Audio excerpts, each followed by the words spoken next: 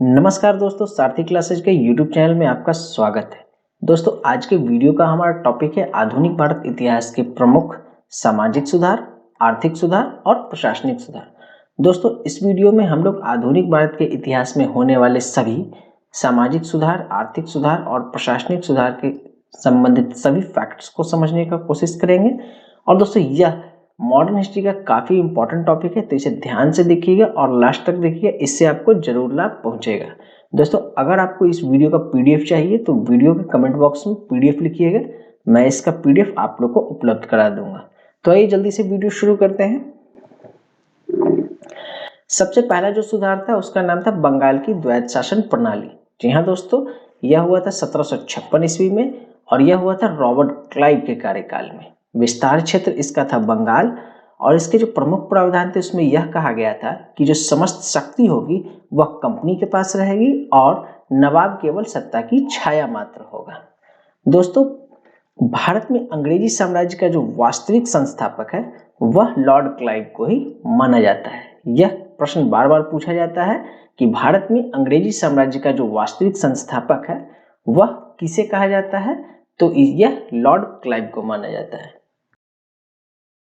दूसरा नंबर है कॉर्नवालिस संहिता का। जी हाँ दोस्तों, यह लागू हुआ था 1793 ईस्वी में और यह जैसा कि कॉर्नवालिस संहिता नाम से ही पता चल रहा है, इसे लॉर्ड कॉर्नवालिस के कार्यकाल में लागू किया गया था। विस्तार क्षेत्र इसका था बंगाल, बिहार और उड़ीसा। इसके प्रमुख प्रावधानों में यह कहा गया था कि इसमें शक्तियों के पृथक्करण की बात कही गई थी। कर एवं न्याय प्रशासन को पृथक कर दिया गया था, यानी कर प्रशासन जो था उसको न्याय प्रशासन से अलग कर दिया गया था। इसके अनुसार कलेक्टर की न्यायिक एवं फौजदारी शक्तियां ले ली गई थी, उसके पास अब केवल क्या थी, कर संबंधी शक्तियां थी। इसके बाद बारी आती है सहायक संधि प्रणाली की। दोस्तों, यह इससे काफी सारे क्वेश्चंस पूछे जाते हैं। सहायक संधि प्रणाली कब लागू की गई थी, तो यह लागू की गई थी 1765 ईस्वी में और इसे लाने वाले थे लॉर्ड वेलेजली। इससे प्रश्न पूछा जाता है कि सहायक संधि प्रणाली किस गवर्नर जनरल के कार्यकाल में लाया गया था या किस गवर्नर ने लाया था, तो इसका जवाब होगा लॉर्ड वेलेजली। विस्तार क्षेत्र इसका था हैदराबाद, मैसूर, तंजौर, अवध, मराठा प्रदेश, जोधपुर, जयपुर इत्यादि। इसके प्रमुख प्रावधान में यह कहा गया था कि भारतीय राजाओं को के जो विदेशी संबंध है वह कंपनी के अधीन हो जाएंगे। कंपनी आंतरिक मामलों में हस्तक्षेप नहीं करेगी और कंपनी बाहरी शत्रुओं से राज्य की रक्षा करेगी। प्रथम सहायक संधि जो हुई थी वो हुई थी अवध से। यह प्रश्न बार बार पूछा जाता है कि सहायक संधि के अंतर्गत आने वाला पहला जो क्षेत्र था वह कौन था, तो यह था अवध क्षेत्र। इसके बाद बारी है अगले सुधार की। इसमें है सती एवं अन्य क्रूर प्रथाओं का अंत। यह हुआ था 1829 ईस्वी में और इस समय थे governor general Lord William Bentinck. विस्तार क्षेत्र इसका समस्त भारत था और इसके प्रमुख प्रावधानों में कहा गया था कि अब से सती प्रथा को अंत कर दिया गया और साथ ही साथ ठगी को भी समाप्त कर दिया गया। राजा राम मोहन राय, जिन्हें आप लोग जानते हैं, ये बहुत बड़े समाज सुधारक थे और इन्हीं के प्रयासों से विलियम बेंटिक द्वारा 1829 ईस्वी में सती प्रथा को पूर्णतः प्रतिबंधित कर दिया गया था। शांतिपूर्ण विलय व्यवगत का सिद्धांत। दोस्तों, यह लागू हुआ था 1848 ईस्वी में। इस समय गवर्नर जनरल थे लॉर्ड डलहौजी। इसका जो विस्तार क्षेत्र था वो भी था समस्त भारत। प्रमुख प्रावधान की बात करें तो इसमें यह कहा गया था कि जिन राजाओं की जैविक उत्तराधिकारी नहीं होंगे उनके राज्य को अंग्रेजी साम्राज्य में मिला लिया जाएगा, यानी जिनकी अपनी संतान नहीं होगी उनके राज्य को अंग्रेजी साम्राज्य में मिला लिया जाएगा। इस सिद्धांत के अनुसार विलय किया जाने वाला जो पहला राज्य था वह था सतारा। दोस्तों, यह भी प्रश्न बार बार पूछा जाता है। स्थायी जमींदारी व्यवस्था यह लागू हुई थी 1793 ईस्वी में और यह लागू हुई थी लॉर्ड कॉर्नवालिस के कार्यकाल में। विस्तार क्षेत्र इसका था बंगाल और प्रमुख प्रावधान के अनुसार कहा गया था कि इसकी जमींदार को ही भूमि का स्वामी मान लिया जाता था। राज्य को भूमि देने के लिए केवल जमींदार ही उत्तरदायी माना जाता था। अब बारी आती है महालवाड़ी व्यवस्था की। यह लागू हुई थी 1833 ईस्वी में और यह भी लॉर्ड विलियम बेंटिक के शासनकाल में ही लागू हुई थी। विस्तार क्षेत्र इसका था उत्तर पश्चिम प्रांत एवं अवध। इस पद्धति के अनुसार भूमि कर का उत्तरदायी ग्राम या महल होता था। भूमि समस्त ग्राम सभा की सम्मिलित रूप से होती थी। इसके बाद बारी आती है रैयतवाड़ी व्यवस्था की। तो यह लागू हुई थी 1820 ईस्वी में और इस समय थे governor general sir Thomas Munro. विस्तार क्षेत्र इसका था मद्रास, बॉम्बे और असम। इस पद्धति के अनुसार पंजीकृत भूमिदार को ही भूमि का स्वामी माना जाता था और वही राज्य सरकार को कर देने के लिए उत्तरदायी होता था। सिविल सर्विसेज का गठन।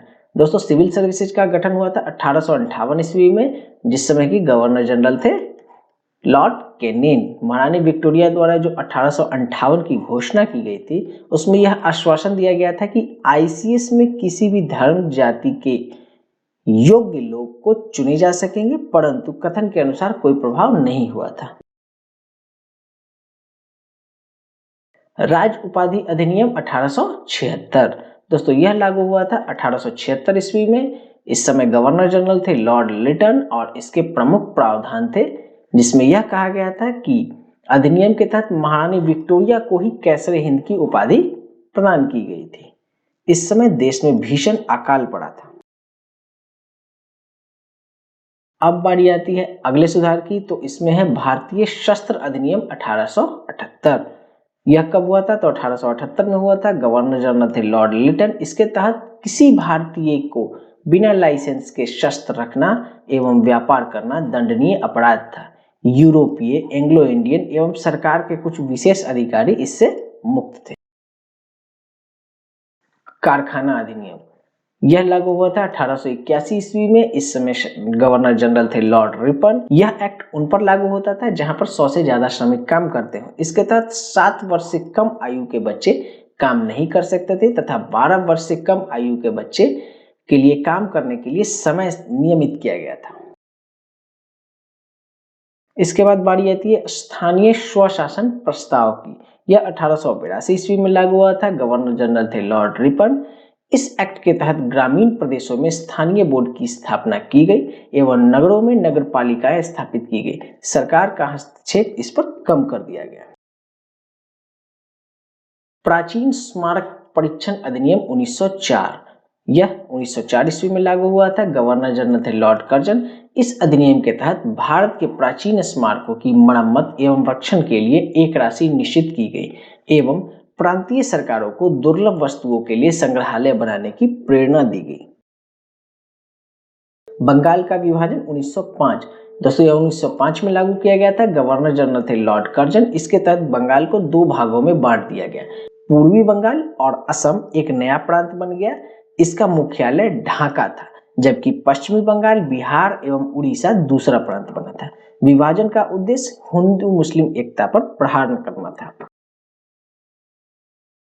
अब बारी आती है शिक्षा संबंधी सुधार की। दोस्तों शिक्षा संबंधी सभी सुधारों को हमने एक जगह कर दिया है और अब हम एक एक करके इसको समझेंगे। शिक्षा संबंधी सुधारों में सबसे पहले है 1854 का शिक्षा पर सर चार्ल्स वुड डिस्पैच। तो यह लागू हुआ था दोस्तों 1854 ईस्वी में। ठीक है, गवर्नर जनरल थे लॉर्ड डलहौजी।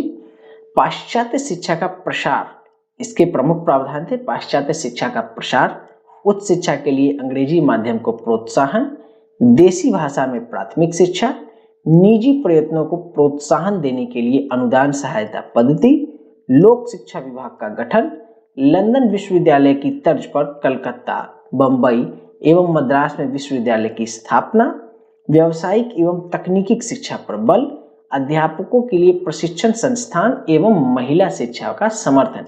ये सब जो थे इसके प्रमुख प्रावधान थे। इसे भारतीय शिक्षा का मैग्ना कार्टा कहा जाता है। दोस्तों यह प्रश्न बार बार पूछा जाता है कि किस सुधार को या किस अधिनियम को भारतीय शिक्षा का मैग्ना कार्टा कहा जाता है। तो 1854 पर जो शिक्षा का सर चार्ल्स वुड डिस्पैच था, इसे भारतीय शिक्षा का मैग्ना कार्टा कहा जाता है। हंटर शिक्षा आयोग। हंटर शिक्षा आयोग 1882-83 में लागू किया गया था। गवर्नर जनरल थे लॉर्ड रिपन। प्राथमिक शिक्षा, इसके जो प्रमुख प्रावधान थे इसमें प्राथमिक शिक्षा के सुधार एवं विकास पर बल, माध्यमिक शिक्षा के 2 खंड, साहित्यिक शिक्षा एवं व्यावसायिक शिक्षा, अनुदान एवं सहायता प्राप्त पाठशालाओं को सरकारी पाठशाला के बराबर मान्यता एवं महिला शिक्षा को बढ़ावा देना, ये सारे प्रमुख प्रावधान थे। भारतीय विश्वविद्यालय अधिनियम 1904, यह 1904 ईस्वी में लागू किया गया था। गवर्नर जनरल थे लॉर्ड कर्जन। इसके प्रमुख प्रावधान में विश्वविद्यालय में प्राध्यापकों की नियुक्ति के साथ साथ प्रयोगशाला एवं पुस्तकालय की स्थापना, विश्वविद्यालय में उप सदस्यों की संख्या 50 से कम एवं 100 से अधिक नहीं हो तथा यह 6 साल के लिए हो, उप सदस्य सरकार द्वारा मनोनीत हो तथा गवर्नर जनरल को विश्वविद्यालय के क्षेत्रीय सीमा तय करने का अधिकार हो। यह सारे इसके प्रमुख प्रावधान थे। सैडलर विश्वविद्यालय आयोग 1917 से 19, दोस्तों यह 1917 से 19 के बीच में लागू किया गया था और गवर्नर जनरल थे लॉर्ड जेम्स फोर्ड। स्कूल की शिक्षा 12 साल की हो, इसके बाद विश्वविद्यालय में भर्ती, स्नातक की उपाधि 3 साल की हो, अधिक विश्वविद्यालय की स्थापना पर बल, महिला शिक्षा के लिए विशेष बोर्ड, अध्यापकों के लिए प्रशिक्षण की सुविधा तथा व्यावसायिक शिक्षा को बढ़ावा देना, ये सारे इसके प्रमुख प्रावधान थे। हार्टोग समिति 1929, यह 1929 में लागू किया गया था। गवर्नर जनरल थे लॉर्ड इरविन। इसमें प्राथमिक शिक्षा पर बल देने की बात कही गई थी, सुधार एवं एकीकरण की नीति की सिफारिश, मैट्रिक के बाद ग्रामीण प्रवृत्ति के विद्यार्थियों को व्यावसायिक एवं औद्योगिक शिक्षा तथा विश्वविद्यालय शिक्षा पर बल देने की बात कही गई थी। मूल शिक्षा की वर्धा योजना 1937, यह 1937 में लागू की गई थी और गवर्नर जनरल थे लॉर्ड लिन लिथगो। अध्यापकों के प्रशिक्षण पर बल, पर्यवेक्षण, परीक्षण एवं प्रशासन पर बल तथा मातृ शिक्षा में 7 साल का अध्ययन, ये इसके प्रमुख प्रावधान थे। शिक्षा की सार्जेंट योजना, यह 1944 में लागू की गई थी। गवर्नर जनरल थे लॉर्ड वेवेल। प्राथमिक शिक्षा एवं उच्च माध्यमिक शिक्षा विश्वविद्यालय की स्थापना पर बल, 6 साल से 11 साल के बच्चों के लिए निःशुल्क एवं अनिवार्य शिक्षा, 11 से 17 साल के बच्चों के लिए 6 साल की और शिक्षा एवं उच्च विद्यालय 2 प्रकार के हों, विधा विषयक और व्यावसायिक। अब बात करेंगे हम लोग समाचार पत्र संबंधी सुधार की। तो समाचार पत्र संबंधी सुधार ये सारे हैं। इन सारे समाचार पत्र संबंधी सुधारों पर हम लोग एक एक करके चर्चा करेंगे। जैसे 1799 का समाचार पत्रों का पत्रेक्षण अधिनियम, भारतीय समाचार पत्रों का स्वतंत्र होना, 1857 की अनुज्ञप्ति अधिनियम, 1867 का पंजीकरण अधिनियम, वर्नाकुलर प्रेस एक्ट, 1908 का समाचार पत्र अधिनियम और 1931 का समाचार पत्र अधिनियम। चलिए एक एक करके सबके बारे में देखते हैं। सबसे पहले 1799 का समाचार पत्रों का पत्रेक्षण। तो दोस्तों यह 1799 ईस्वी में लागू किया गया था। गवर्नर जनरल थे लॉर्ड वेलेजली और इसके जो प्रमुख प्रावधान थे उसमें यह कहा गया था कि संपादक, मुद्रक एवं स्वामी का नाम इसमें छापना है तथा प्रकाशित किए जाने वाली सभी तत्वों को सरकार के सचिव के सम्मुख पूर्व पत्रेक्षण के लिए भेजना पड़ता था। 1818 ईस्वी में समाचार पत्रों के पूर्व पत्रेक्षण को बंद कर दिया गया था। भारतीय समाचार पत्रों का स्वतंत्र होना यह लागू हुआ था 1835 ईस्वी में और इस समय जो गवर्नर जनरल थे वे थे कार्यवाहक गवर्नर जनरल चार्ल्स मेटकाफ। दोस्तों इसके प्रमुख प्रावधान थे में मुद्रक प्रकाशक को अब केवल प्रकाशन के स्थान की निश्चित सूचना देनी पड़ती थी। चार्ल्स मेटकाफ को भारतीय समाचार पत्रों का मुक्तिदाता कहा जाता है। दोस्तों यह प्रश्न बार बार पूछा जाता है। 1857 का अनुज्ञप्ति अधिनियम, यह 1857 ईस्वी में लागू किया गया था। गवर्नर जनरल थे लॉर्ड कैनिंग। इसके प्रमुख प्रावधान के अनुसार बिना अनुज्ञप्ति के मुद्रणालय रखना एवं प्रयोग रोक दिया गया। सरकार को अनुज्ञप्ति देने एवं रद्द करने का अधिकार दिया गया। यह एक आपातकालीन व्यवस्था थी जो कि 1 वर्ष ही चली थी। इसके बाद चार्ल्स मेटकाफ व्यवस्था जारी रही थी। 1867 का पंजीकरण अधिनियम, यह 1867 ईस्वी में लागू हुआ था। गवर्नर जनरल थे सर जॉन लॉरेंस और इसके प्रमुख प्रावधान के अनुसार मुद्रित पुस्तक या समाचार पत्र पर मुद्रक, प्रकाशक एवं मुद्रण स्थान का नाम होना आवश्यक था तथा प्रकाशन के 1 माह के भीतर 1 प्रति बिना मूल्य के स्थानीय सरकार को देनी होती थी। देसी भाषा समाचार पत्र यानी वर्नाकुलर प्रेस एक्ट, यह 1878 ईस्वी में लागू किया गया था। गवर्नर जनरल उस समय थे लॉर्ड लिटन। भारतीय भाषा के समाचार पत्रों को बंधन पत्र देना पड़ता था कि वे सरकार विरोधी सामग्री प्रकाशित नहीं करेंगे। जिला दंडनायक को मुद्रणालय पर जमानत लगाने या उसे जब्त करने का अधिकार था। दंडनायक का निर्णय ही अंतिम निर्णय होता था, इसके विरुद्ध आप कहीं अपील नहीं कर सकते थे। 1908 का समाचार पत्र अधिनियम, यह कब लागू हुआ था? तो 1908 में, और गवर्नर जनरल उस समय थे लॉर्ड मिंटो द्वितीय। आपत्तिजनक एवं हिंसा फैलाने वाले समाचार पत्र के मुद्रणालय को जब्त किया जा सकता था। स्थानीय सरकार द्वारा समाचार पत्रों को दिए गए पंजीकरण रद्द किया जा सकता था। मुद्रणालय जब्त होने के 15 दिन के भीतर उच्च न्यायालय में अपील करने की अनुमति थी। ये सारे इसके प्रमुख प्रावधान थे। 1931 का भारतीय समाचार पत्र अधिनियम, यह लागू हुआ था 1931 ईस्वी में। गवर्नर जनरल थे लॉर्ड मिंटो द्वितीय। इसके प्रमुख प्रावधान थे 1910 के अधिनियम के सभी आदेशों को पुनः लागू कर दिया गया। इसके तहत किसी हत्या एवं किसी अनुसंदेह अपराध को करने की प्रेरणा देने या अनुमोदन करने पर कड़ा दंड की अनुमति थी। रेगुलेटिंग एक्ट 1773, दोस्तों यह 1773 ईस्वी में लागू हुआ था। इस समय गवर्नर जनरल थे वारेन हेस्टिंग्स, और इसके प्रमुख प्रावधान के अनुसार भारत के शासन का भार गवर्नर जनरल एवं उसकी 4 सदस्यीय परिषद पर डाल दिया गया था। पिट्स इंडिया एक्ट 1784, यह 1784 ईस्वी में लागू किया गया था। गवर्नर जनरल थे वारेन हेस्टिंग्स। सरकार का कंपनी के मामलों में नियंत्रण बढ़ गया। कंपनी के व्यापार को छोड़कर सभी सैनिक, असैनिक एवं राजस्व संबंधी मामले एक नियंत्रण बोर्ड को अधीन कर दिए गए। ये सारे इसके प्रमुख प्रावधान थे। चार्टर एक्ट 1793, यह 1793 ईस्वी में लागू हुआ। गवर्नर जनरल थे सर जॉन शोर, और प्रमुख प्रावधान के अनुसार कंपनी के व्यापारिक अधिकारों को 20 साल के लिए बढ़ा दिया गया। अपने परिषद के निर्णय को रद्द करने की शक्ति गवर्नर जनरल को दे दी गई। गवर्नर जनरल का बंबई तथा मद्रास के प्रेसिडेंसियों पर अधिकार स्पष्ट कर दिया गया। चार्टर एक्ट 1813, यह 1813 ईस्वी में लागू हुआ। गवर्नर जनरल थे लॉर्ड मिंटो। कंपनी का भारतीय व्यापार पर एकाधिकार समाप्त कर दिया गया। यद्यपि उसे चीन के व्यापार तथा चाय के व्यापार का एकाधिकार चलता रहा। कंपनी को और अगले 20 साल के लिए भारतीय प्रदेशों तथा राजस्व पर नियंत्रण करने का अधिकार दे दिया गया। चार्टर एक्ट 1833, यह 1833 में लागू हुआ।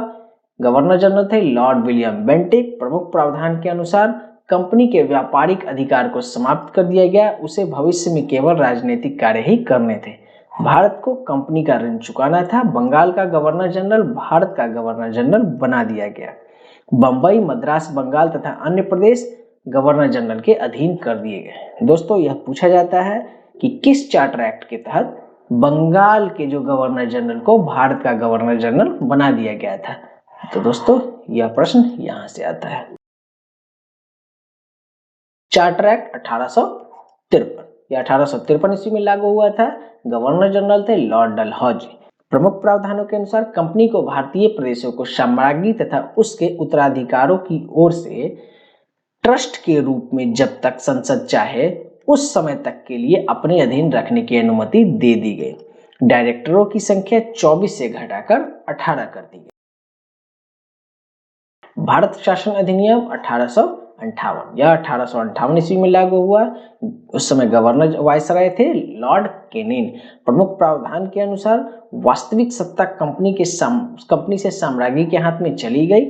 भारत का एक सचिव, एक नया पद बनाया गया तथा उसकी सहायता के लिए 15 सदस्यों वाली एक परिषद बनाई गई। इस प्रकार 1784 ईस्वी में लागू दोहरी शासन व्यवस्था को समाप्त कर दिया गया। मार्ले मिंटो सुधार 1909, यह 1909 में लागू किया गया था। इस समय गवर्नर जनरल थे लॉर्ड मिंटो द्वितीय। केंद्रीय विधानमंडल के अधिकतम सदस्यों की संख्या 60 कर दी गई। केंद्र एवं प्रांतीय विधान परिषदों के कार्यों का भी विस्तार किया गया। अब सदस्यों को वाद विवाद करने का अधिकार दे दिया गया और वे अब पूरक प्रश्न पूछ सकते थे। मॉन्टेग्यू चेम्सफोर्ड सुधार 1919, यह 1919 में लागू किया गया था। गवर्नर जनरल थे बैरन चेम्सफोर्ड। प्रमुख प्रावधानों में भारत के राजस्व सचिव का अब वेतन अंग्रेजी राजस्व से मिलना था। गवर्नर जनरल की कार्यकारिणी में 8 सदस्यों में से 3 भारतीय नियुक्त किए गए। विषयों को केंद्रिक एवं प्रांतों में बांटा गया। केंद्रीय सूची के विषय पर गवर्नर जनरल के परिषद का अधिकार था, जबकि प्रांतीय विषय पर प्रांतों का अधिकार था। साइमन कमीशन, जी हाँ दोस्तों, यह 1927 में आया था लॉर्ड इरविन के शासनकाल में। इसके प्रमुख प्रावधान के अनुसार प्रांतीय क्षेत्र में विधि व्यवस्था सहित सभी क्षेत्रों में उत्तरदायी सरकार गठित की जाए। केंद्र में उत्तरदायी सरकार के गठन का समय अभी नहीं आया है।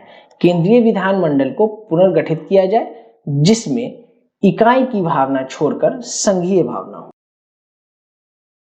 नेहरू रिपोर्ट, यह 1928 ईस्वी में आया था। लॉर्ड इरविन इस समय वायसराय थे।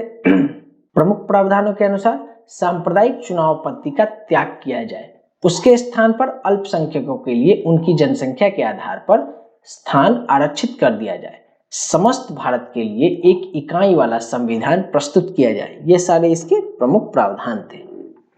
इसके बाद बारी आती है प्रथम, द्वितीय एवं तृतीय गोलमेज सम्मेलन की। दोस्तों, तो प्रथम गोलमेज सम्मेलन हुआ था 1930 ईस्वी में, द्वितीय 1931 ईस्वी में और तृतीय 1932 ईस्वी में। प्रथम और द्वितीय के समय जो वायसराय थे वे थे लॉर्ड इरविन और तृतीय के समय जो वायसराय थे वे थे लॉर्ड वेलिंगटन। इनके जो प्रमुख प्रावधान थे उसमें अखिल भारतीय संघ की स्थापना, संरक्षणों सहित उत्तरदायी सरकार तथा सांप्रदायिक एवं अन्य वर्गों के लिए पृथक प्रतिनिधि, यह सारे प्रमुख प्रावधान थे। गांधी जी ने केवल द्वितीय गोलमेज सम्मेलन में भाग लिया, जबकि डॉक्टर भीमराव अंबेडकर ने तीनों सम्मेलनों में भाग लिया था। भारत सरकार अधिनियम 1935, यह 1935 में आया था। गवर्नर जनरल थे लॉर्ड लिथगो। इसके प्रमुख प्रावधान के अनुसार संघीय ढांचा, संघीय विधानमंडल, प्रांतीय स्वायत्तता, प्रांतीय विधानमंडल एवं संघीय न्यायालय की स्थापना की बात कही गई थी। अगस्त प्रस्ताव, यह 1940 ईस्वी में आया था। इस समय गवर्नर जनरल थे लॉर्ड लिथगो। प्रमुख प्रावधानों के अनुसार वायसराय की कार्यकारिणी का विस्तार किया गया, युद्ध परामर्शदात्री परिषद का गठन किया गया, अल्पसंख्यकों को पूरा महत्व प्रदान करने का विश्वास दिलाया गया तथा नया संविधान बनाना, किंतु युद्ध के बाद। यह सारे इसके प्रमुख प्रावधान थे। क्रिप्स मंडल सुझाव, यह 1942 ईस्वी में आया था। गवर्नर जनरल थे लॉर्ड लिथगो। युद्ध के बाद भारतीयों का एक निर्वाचित निकाय बनेगा जो नया संविधान बनाएगा। इस संविधान सभा में भारतीय रियासतों को भी शामिल करने का प्रबंध किया जाएगा। संविधान बनाने वाली सभा का चुनाव विधानसभाओं में निम्न सदन द्वारा आनुपातिक प्रतिनिधित्व द्वारा के अनुसार किया जाएगा। भारत छोड़ो प्रस्ताव, यह 1942 में आया था। गवर्नर जनरल थे लॉर्ड लिथगो। इसके प्रमुख प्रावधान के अनुसार भारत में अंग्रेजी राज्य की समाप्ति भारत और संयुक्त राष्ट्र दोनों के हित में है। इस राज्य का बना रहना भारत के लिए अपमानजनक है। वेबल योजना, यह 1945 ईस्वी में आई थी। गवर्नर जनरल थे लॉर्ड वेबल। जब तक एक नया संविधान न बन जाए तब तक वायसराय की कार्यकारिणी का पुनर्गठन किया जाएगा, जिसमें हिंदू एवं मुसलमान बराबर होंगे। मुस्लिम लीग के अनुसार मोहम्मद अली जिन्ना ने इसे अस्वीकार कर दिया था। माउंटबेटन योजना 1947, इस समय गवर्नर जनरल थे लॉर्ड माउंटबेटन। इन्होंने यह घोषणा कर दी कि बस कुछ ही महीनों में भारतीयों को सत्ता सौंप देंगे। जिन्ना अपनी पाकिस्तान की मांग पर अड़े रहे। इसी के साथ सभी दलों ने इसे स्वीकार कर लिया। भारतीय स्वतंत्रता अधिनियम 1947, इस समय भी गवर्नर जनरल थे लॉर्ड माउंटबेटन। प्रमुख प्रावधान में 15 अगस्त 1947 को 2 प्रादेशिक शासन इकाई भारत एवं पाकिस्तान स्थापित करने का प्रस्ताव था। नया संविधान बनने और लागू करने तक यही संविधान सभा विधानसभा का कार्य देखेगी। नए प्रदेशों एवं रियासतों के जब तक नए समझौते नहीं होंगे तब तक तात्कालीन समझौते उन पर लागू रहेंगे। दोस्तों इस वीडियो में बस इतना ही। वीडियो कैसा लगा जरूर बताइएगा। अगर वीडियो अच्छा लगा हो तो लाइक करिएगा। अगर आप हमारे चैनल पर नए हैं तो इसे सब्सक्राइब कर बेल आइकन जरूर दबाइएगा, ताकि हमारे द्वारा फ्यूचर में बनाए जाने वाले इंफॉर्मेटिव और एग्जाम ओरिएंटेड वीडियो का नोटिफिकेशन आपको मिलता रहे। तब तक के लिए धन्यवाद।